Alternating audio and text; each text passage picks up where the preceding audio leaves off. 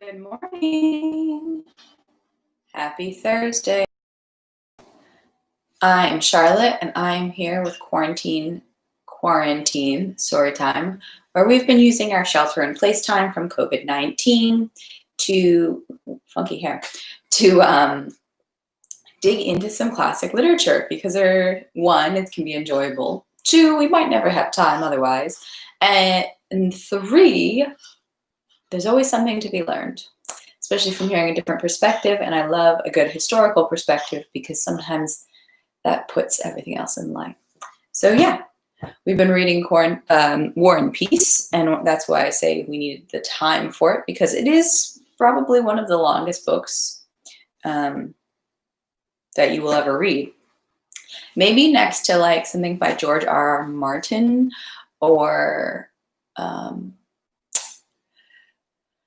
I don't even think Tolkien's books were this big, actually. But definitely the longest piece of classic literature.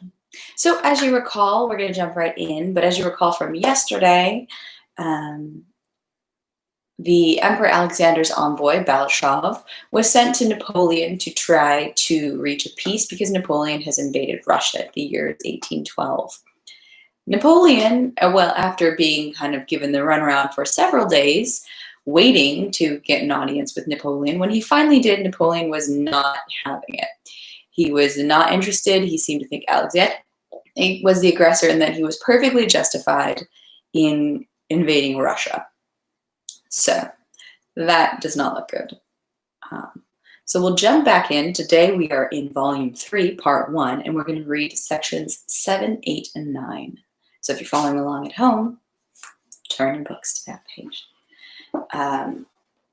Forgive me for there was a significant amount of French dialogue yesterday, so we had to just kind of fumble through it, but I think it's always good for you.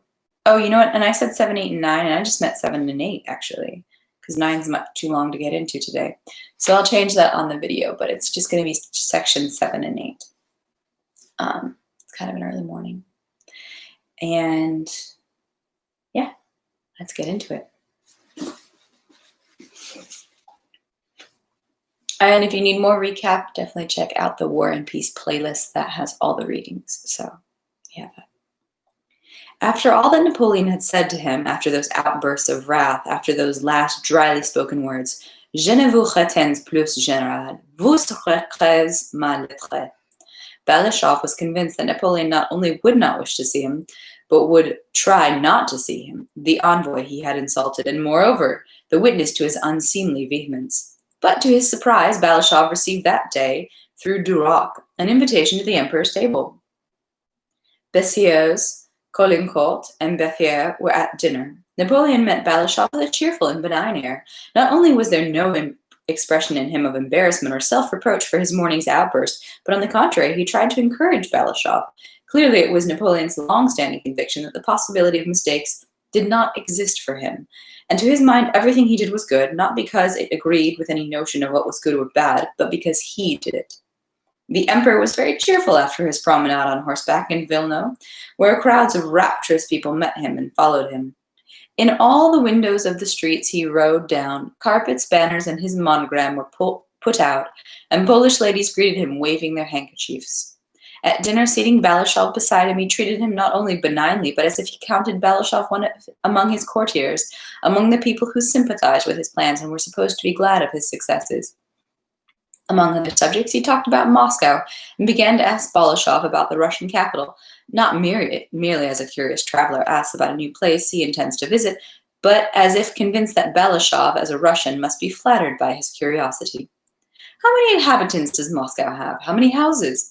Is it true that Moscow is called Moscow le Saint? How many churches are there in Moscow? He asked. And to the reply, there were more than 200 churches, he said. Why such a profusion of churches? The Russians are very pious, answered Balashov. Moreover, however, a great number of monasteries and churches is always a sign of a nation's backwardness, said Napoleon, turning to Caulaincourt for an appreciation of this judgment. Balashov respectfully allowed himself to disagree with the French emperor's opinion. Each country has its customs, he said. But there's nothing like that anywhere in Europe now, said Napoleon. I beg your Majesty's pardon, said Balashov. Besides Russia, there is also Spain, where there are just as many churches and monasteries. This reply of Balashov's, alluding to the recent defeat of the French in Spain, was highly appreciated later on, according to Balashov's account, at the court of the Emperor Alexander, but very little appreciated now at Napoleon's dinner, and went unnoticed. From the indifferent and puzzled faces of the gentlemen marshals, one could see that they were puzzled by exactly what constituted the wittiness here, which Balashov's intonation implied.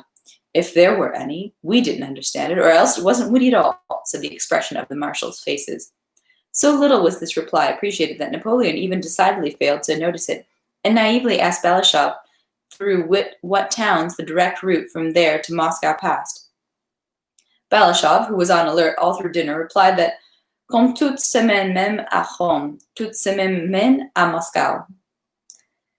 That there are many roads, that among these various roads there was the road through Pultowa, which had been chosen by Charles XII, said Balashov, involuntarily blushing with pleasure at the happy response. Balashov had not managed to finish saying the final words, Pultowa, before Caulaincourt began talking about the inconvenience of the roads from Petersburg to Moscow and about his Petersburg memories. After dinner, they went to have coffee in Napoleon's study, which 4 days earlier had been the study of the Emperor Alexander. Napoleon sat down, sipped his coffee from a Sevres cup, and motioned Balashov to the chair beside him. There exists in men a certain after-dinner state of mind, which, more strongly than any reasonable causes, makes a man feel content with himself and consider everyone his friend. Napoleon was in that state of mind. It seemed to him that he was surrounded by people who adored him. He was convinced that after his dinner, Balashov, too, was his friend and adorer. Napoleon addressed him with a pleasant and slightly mocking smile. This is the same room, I've been told, in which the Emperor Alexander lived. Strange, isn't it, General? He said, obviously not doubting that this remark could be anything but pleasing to his interlocutor, as it proved Napoleon's superiority to Alexander. Balashov could make no reply to that and silently bowed his head. Yes, in this room 4 days ago. Windsering Road and Stein confirmed, Napoleon went on with that same mocking, confident smile. What I can't understand, he said, is that the Emperor Alexander made all these personal enemies of mine his intimates. That I don't understand. Didn't he reflect that I might do the same? He turned to Balashov with this question, and the recollections that evidently pushed him back on the track of his morning's wrath, which was still fresh in him. And let him know that I will do it, said Napoleon, getting up and shoving his cup away with his hand. I'll throw all his relatives out of Germany, all those Württembergs, Badens, and Weimars. Yes, I'll throw them all out. Let him prepare a refuge for them in Russia. Balashov inclined his head, showing by his look that he would have liked to bow out, and listening only because he could not help listening to what was said to him. Napoleon did not notice that expression. He addressed Balashov not as his enemy's envoy, but as a man who was now entirely devoted to him and was supposed to be glad of his former master's humiliation. And why has the Emperor Alexander taken charge of the army? What for? War is my trade, and his business is to rule, not to command troops. Why has he taken such a responsibility upon himself? Napoleon took out his snuff-box again, silently paced the room several times, and suddenly went up to Balashov unexpectedly, and with a slight smile, as confidently, quickly, and simply as if he were doing something not only important but pleasant to Balashov, raised his hand to the face of the 40-year-old Russian general, and taking him by the ear, pulled it slightly, smiling with his lips only. Avoir l'oreille tirée par Empereur was considered the greatest honor and favor at the French court. Eh bien, vous ne dites rien, admires-tu être courtisane de l'Empereur Alexandre? He said, as if it was ridiculous in his presence to be anyone else's courtesan and admirer than his, Napoleon's. Are the horses ready for the general? He added, inclining his head slightly in response to Balashov's bow. Give him mine, he has far to go. The letter Balashov brought back was Napoleon's letter to Alexander. All the details of the conversation were conveyed to the Russian emperor, and the war began. Section 8. After his meeting with Pierre in Moscow, Prince Andrei left for Petersburg on business, as he told his family, but in reality in order to meet Prince Anatoly Kuragin, who he considered it necessary to meet. Kuragin, about whom he made inquiries when he reached Petersburg, was no longer there. Pierre had let his brother-in-law know that Prince Andrei was coming after him. Anatoly Kuragin at once obtained an appointment from the Minister of War and left for the army in Moldavia. At the same time in Petersburg, Prince Andrei met Kutuzov, his former general, who was always well disposed towards him, and Kutuzov suggested that he go with him to the army in Moldavia, where the old general had been appointed commander-in-chief. Prince Andrei, receiving an appointment to be attached to general headquarters, left for Turkey. Prince Andrei considered it improper to write to Kuragin and challenge him. Without giving him a new pretext for a duel, Prince Andrei considered the challenge of his part would compromise Countess Rostov, and therefore he sought to meet Kuragin personally with the intention of finding a new pretext for a duel. But in the Turkish army, he failed to meet Kuragin, who returned to Russia soon after Prince Andrei's arrival in Turkey. In a new country and in new conditions, Prince Andrei's life became easier. After his fiancée's betrayal, which struck him the more strongly, the more he tried to conceal its effect on him from everyone. The conditions in life in which he had been happy became a burden for him. Still more of a burden were the freedom and independence that had once been so dear to him. He not only did not think those former thoughts that had first come up to him as he gazed at the sky on the field of Austerlitz, which he liked to enlarge upon with Pierre, and which had filled his solitude in Bulgacharovo and in Switzerland and Rome, but he was even afraid to remember those thoughts that had opened boundless and bright horizons. He was now concerned only with the most immediate practical interests, unconnected with his former ones, which he grasped at the more eagerly, the more close to him the former ones were. As if that boundless, ever-receding vault of sky that used to stand over him had suddenly turned into a low, definite, oppressive vault in which everything was clear and nothing was eternal or mysterious. Of the activities that presented themselves to him, military service was the simplest and most familiar. Occupying the post of general on duty in Kutuzov's headquarters, he performed his duties persistently and diligently, astonishing Kutuzov for his zeal for work and his conscientiousness. Not having found Kuragin in Turkey, Prince Andrei did not consider it necessary to gallop back to Russia after him. But all the same, he knew that, no matter how much time passed, he could not, on meeting Kuragin, despite all the contempt he had for him, despite all the proofs he gave himself that it was not worth humiliating himself by a confrontation with him. He knew that, on meeting him, he could not help challenging him, as a hungry man cannot help falling upon food. And this awareness that the insult had not yet been avenged, that the anger had not yet been vented, but remained in his heart, poisoned the artificial calm that Prince Andrei arranged for himself in Turkey, in the form of a bustling, busy, and somewhat ambitious and vainglorious activity.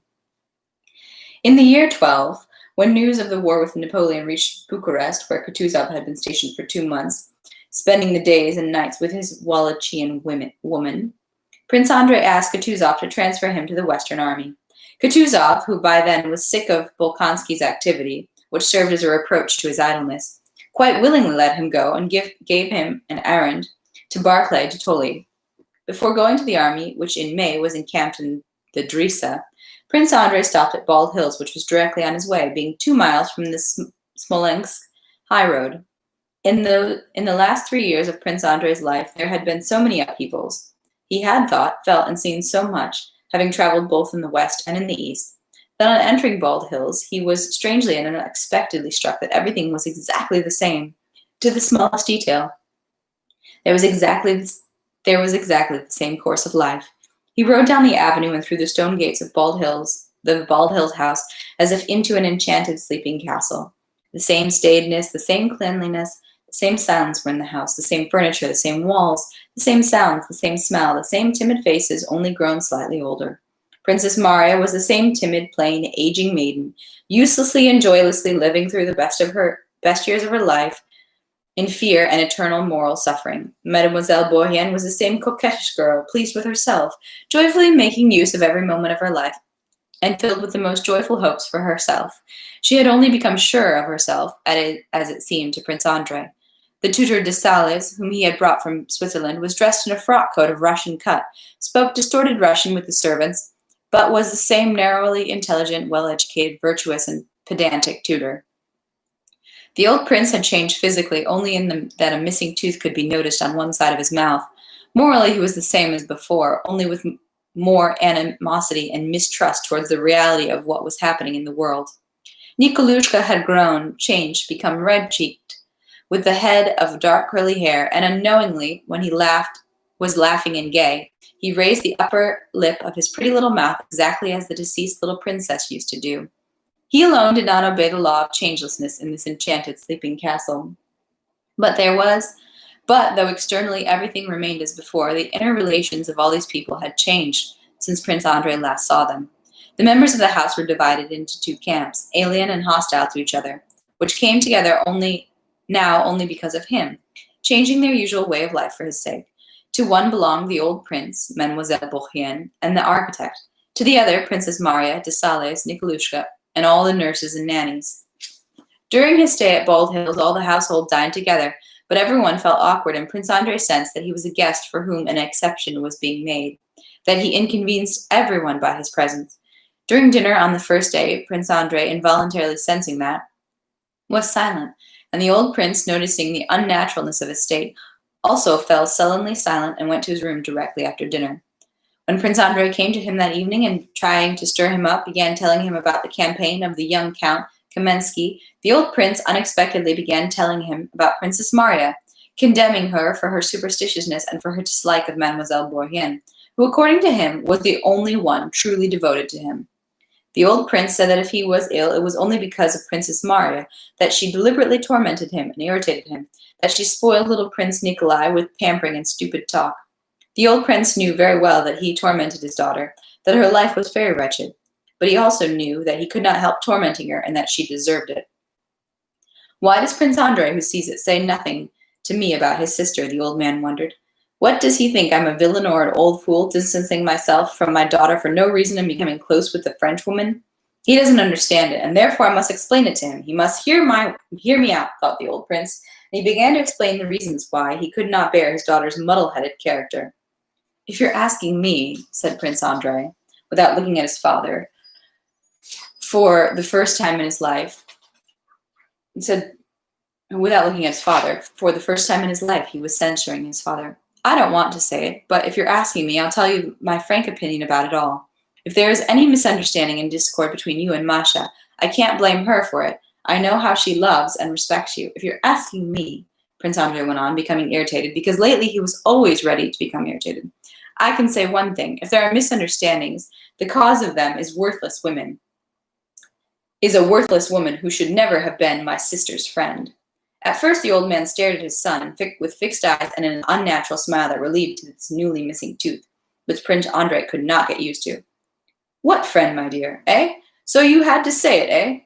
Papa, I don't want to judge, Prince Andrei said in a bilious and hard tone, but you challenged me, and I've said and will always say that Princess Maria is not to blame, but the one to blame is this Frenchwoman. Ah, judging, the old man said in a low voice, and it seemed to Prince Andrei with embarrassment.